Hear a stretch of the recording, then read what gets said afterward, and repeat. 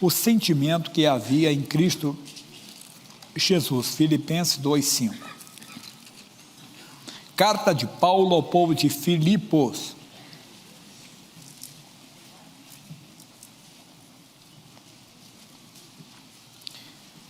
Diz assim, começar do versículo 1 até o 5, tá?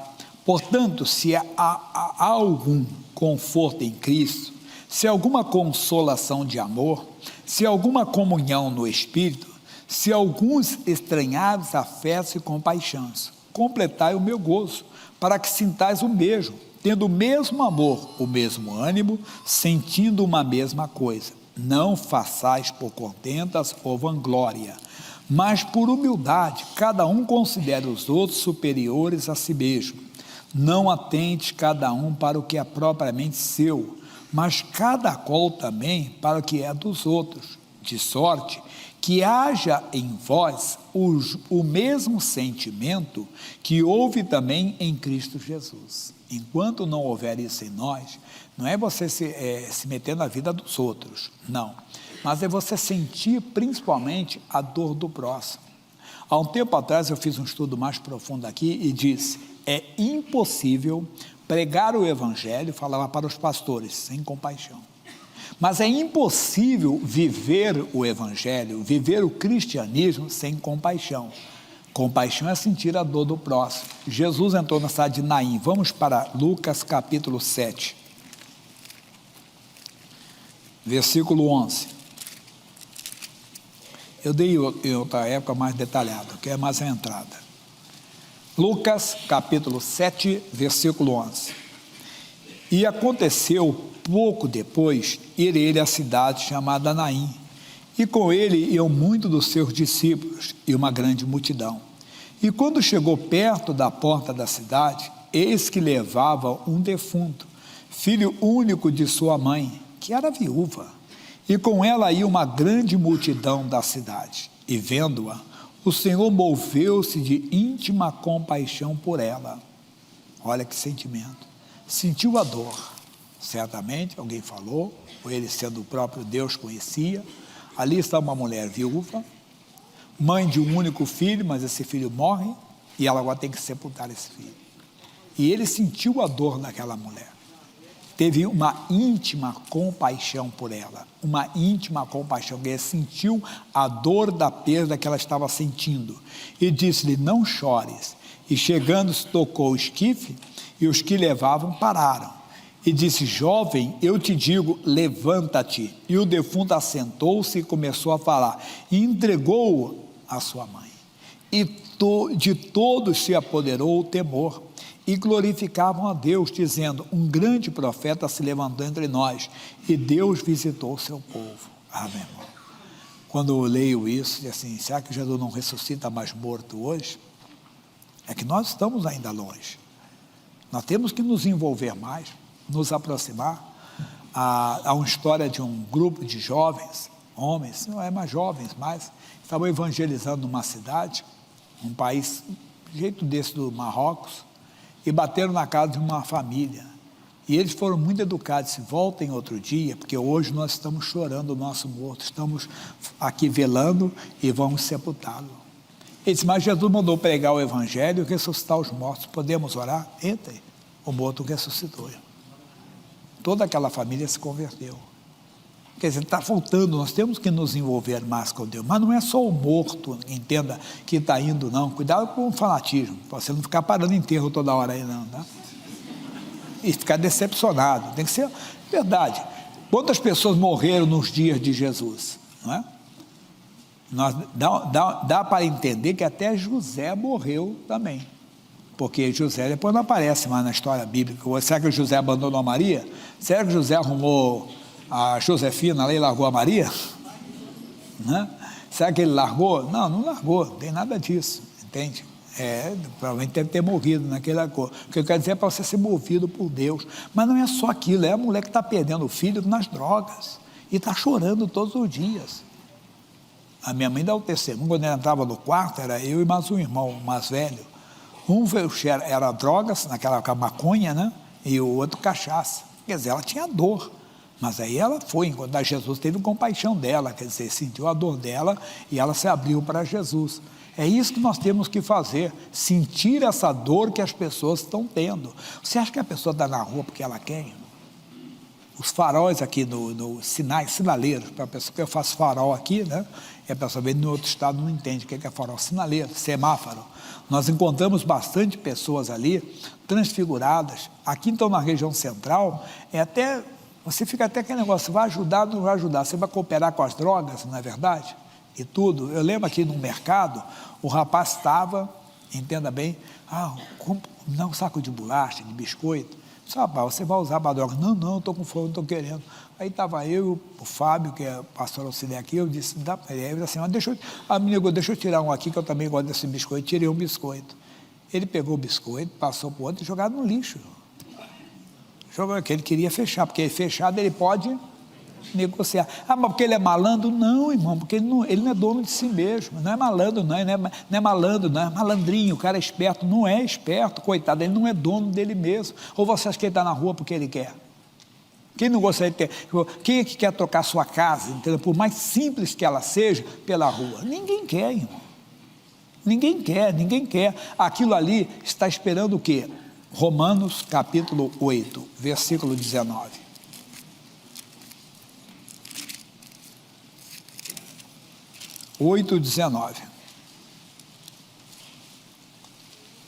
Porque a ardente expectação da criatura espera a manifestação dos filhos de Deus. Mas não nos manifestamos, não está em nós o mesmo sentimento que estava em Cristo Jesus. Nós devíamos olhar para uma pessoa dessa, como o rapaz do biscoito, assim, malandro, sabe? Por isso que eu fico até com raiva. Eu dou biscoito para o cara joga fora. Não, coitado, ele não é dono de si mesmo. Ele ficou revoltado, mas não é ele, é o demônio. Porque ele queria o pacote, ele vai na biqueira ali, na boca de fumo, na cracolândia, não sei, e troca o biscoito por uma pedrinha, metade de uma pedra, uma fração de uma pedra, ou ajuda mais um saco, 2 sacos, vai.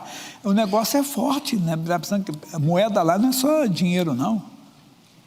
Hoje tem tanta moeda por aí, toma cuidado com essas moedas, né?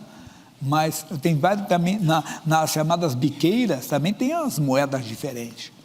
Mas eles não estão, nós temos que ser movidos de íntima compaixão. Se não houver em nós esse sentimento, nós vamos recriminá-los, vamos ficar chateados com ele, vamos julgar malandro, espertinho, não sei o quê. Não é isso. Ou você acha que a pessoa está na droga porque ela quer? Porque, sem ofender ninguém, a pessoa se prostitui porque ela quer? Não, porque há uma força maligna em cima dela. Há uma força diabólica que a escraviza, que a domina. Mas a Bíblia diz, João 8,36. Isso aqui você deve entender. Se, pois, o Filho vos libertar, verdadeiramente sereis livres. O Filho, meu irmão, quem é filho? A todos quantos o receberam, deu-lhes o poder de serem feitos filhos de Deus. Todos aqueles nós que recebemos Jesus, somos filhos. Mas temos que nos manifestar como filhos, movidos de íntima compaixão por eles, que se drogam, que se prostituem, entenda bem, que fazem tantas coisas, até pode ser que eu cause até revolta em alguns, até aqueles que estão nos palácios, entenda, mas se morrerem. A Bíblia diz, louco, se pedirem a tua alma. Aqueles que estão se corrompendo, que nós temos ódio às vezes, raiva, que são chamados corruptos, se esse cidadão morrer, aquela alma é igual à alma do mendigo, também devemos orar por ele, devemos também ter compaixão, entende? Mais do outro que está tendo, mais do outro, o outro você vai ter a compaixão de não ter nada para comer, você está dominado pelas drogas, mas todos eles estão caminhando para o inferno. Nós temos que ter esse sentimento. Tem que haver em nós o mesmo sentimento que havia em Cristo Jesus. Veja aqui Lucas de novo, capítulo 9. Lucas é muito forte para nós, Lucas. 9,52. Vou ler 51, né? E aconteceu que, completando-se os dias para a sua assunção, manifestou o firme propósito de ir a Jerusalém, e mandou mensageiros diante de sua face, e indo eles entraram numa aldeia de samaritanos, que odiavam os judeus, e os judeus odiavam os samaritanos, para lhe prepararem pousada, mas não receberam, porque o seu aspecto era como de que ia a Jerusalém. Cuidado com os religiosos. Olha, e os discípulos Tiago e João, vendo isso, eles eram discípulos. Às vezes os discípulos de Jesus falam besteira. Os discípulos de Jesus são tomados por sentimento que não provém de Deus. Os discípulos de Jesus cometem deslizes. Diz aqui, e vendo isso Tiago e João, vendo isso disseram, Senhor, queres que digamos que desça fogo do céu e os consuma como Elias também fez? É o que às vezes nós pedimos, se você vê crente. Deus, desça fogo nessa pessoa. Queime esse endemoniado. Não, queime o demônio, não a pessoa. Por mais, vamos ver um caso, uma mulher que está vendo uma outra mulher destruir seu casamento. Eu vou orar a Deus, Deus vai descer fogo de Deus na vida dela. Não, se for para convertê-la. Não desejo o mal de ninguém. E diz, voltando-se, porém, repreendeu-os e diz, vós não sabeis de que espírito sois, porque o Filho do Homem não veio para destruir a alma dos homens, mas para salvá-las. E foram para outra aldeia. Verdade. Tem uma pessoa que não gosta de mim, mas quantos gostam de você? Você vai ficar olhando para quem não gosta de você? Ora por ela. Não desejo mal para ela. Até o pregador, quando eu estou pregando, que quantas pessoas, centenas de pessoas, você encontra uma pessoa está assim. Aí toda hora eu vou olhar para ela, não, Deus, misericórdia. Deus alcance. Acontece com um pregador, pode ter isso. Toda hora eu vou olhar, quer dizer, eu vou acabar ficando na carne, se alguma coisa, está passando mal?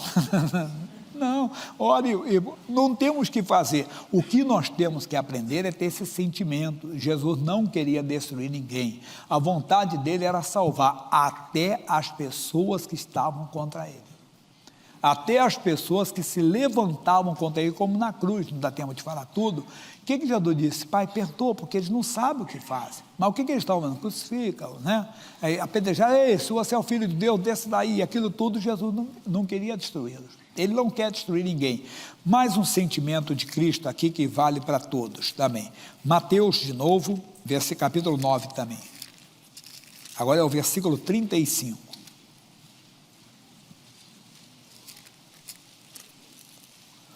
É o capítulo 35, é o versículo.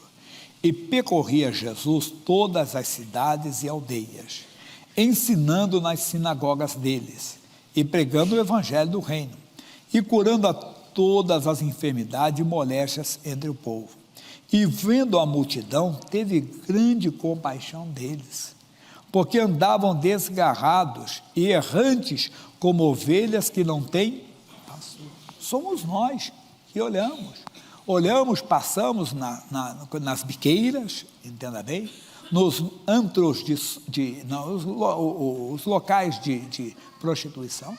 Falei que uma vez fiz uma campanha aqui de oração, impor as mãos sobre as pessoas. Sexta-feira à noite, além dessa igreja ficava toda lotada, e ficava gente do lado de fora. Tem até as fotos ali. Isso em 2012, tá? Não tem tanto, 7 anos atrás. E eu impondo as mãos, assim, todo mundo. Eu até brincava que foi uma época que eu fui para a Academia Santa, né? Toda hora, impondo as mãos nas pessoas. E Deus abençoando bastante. E quando acabou, nós fomos para casa. Eu morava, né? Hoje eu moro para o lado de cá, na Barra Funda, mas eu morava aqui perto da Santa Cecília. Então, quando eu saí o Tibiras, ele vira a República, faz assim, né? E aí nós passávamos por trás ali, já pela Rua Aurora direto, que você sai lá na frente, né? Esqueci agora, Arrigo Freitas ou Bento Freitas, um do Freitas lá na frente. E quando nós passamos, nós vimos aquele local do Largo do Arocho, a Vieira de Carvalho. Homens, mulheres, mais homens. E o que aconteceu? Eu falei assim, um bando de perdidos, não sei o quê, endemoniados, não. Falei para o rapaz, a igreja estava cheia, não estava? Estava lotado, mas tem muita gente para ser salva. Aquele povo está ali, não é para ser apedrejado, não, está para ser salvo. Aquele povo não está para ser cuspido, não. Não está para você passar e virar a cara para eles, não. Está ali orar por eles, sorrir para eles, não um sorriso lascivo, entenda? Mas o sorriso santo. Você não sabe o que vale um olhar santo para uma pessoa, irmão.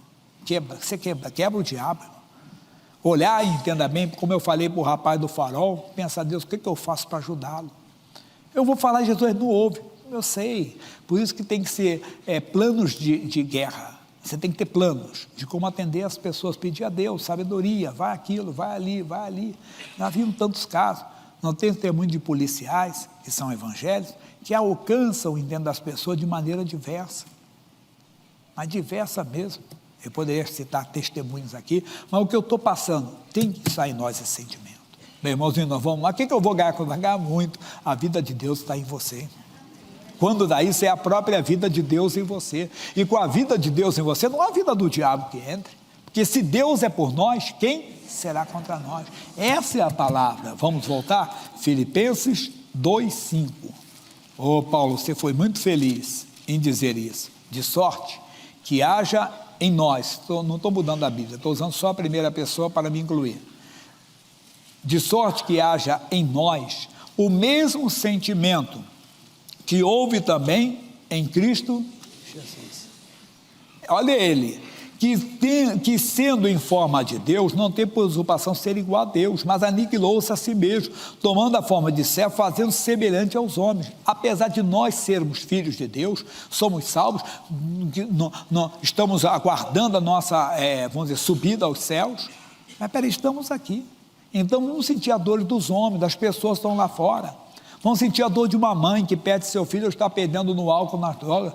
Vamos nos colocar no lugar daquela pessoa. Será que ela está ali fumando crack porque ela quer? Ou está se prostituindo porque ela quer? Não, porque tem uma força maligna. Por isso que eles esperam a nossa manifestação. Nós temos que deixar de ser egoístas e começar a viver o evangelho, como aquela senhorinha deu testemunho ali nas missões. Eu entendi. Eu quero participar. O moço disse, eu quero fazer parte dessa obra. Você também, não é só como patrocinador, que também é uma grande obra, deve ser mesmo um patrocinador, mas também pergunta ao pessoal da igreja, quando é que vocês fazem visitas? Vão lá ou vai sozinho, mas é bom ir com alguém já. Vai, participa, entrega folhetos, vai para a rua, fala de alguém, fala de Jesus, toma coragem um dia. De vez em quando você vê um louco na rua, não vê lá, sozinho, mas o louco está falando alguma coisa e você, talvez está precisando de ficar um louco um pouquinho também. Talvez está precisando de ficar um pouquinho maluco, mas maluco por Jesus.